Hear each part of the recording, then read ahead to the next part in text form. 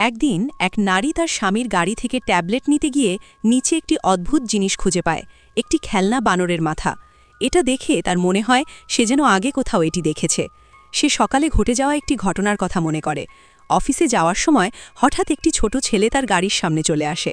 সে দ্রুত ব্রেক কষে এবং রেগে গিয়ে ছেলেটিকে বকা দেয়। ঠিক তখনই তার স্বামী সেখানে আসে।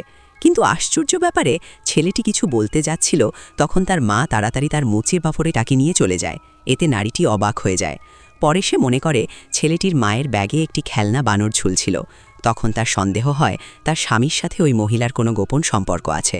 বাড়িতে ফিরে সে দেখে স্বামী অস্বাভাবিক আচরণ করছে এবং বলে ময়লা ফেলতে যাচ্ছে, কিন্তু লিফট 11 তলায় থেমে যায়। এতে তার সন্দেহ আরও বেড়ে যায়। সত্য জানার জন্য সে সিঁড়ি দিয়ে 11 তলায় গিয়ে 1101 নাম্বার ফ্ল্যাটে কলিং বেল বাজায়। এরপর ঘরের ভেতরে তাকিয়ে দেখে ব্যাগে ঝুলানো খেলনা বানরটির মাথা নেই, যা তার স্বামীর গাড়িতে পাওয়া মাথাটির সাথে মিলে যায়।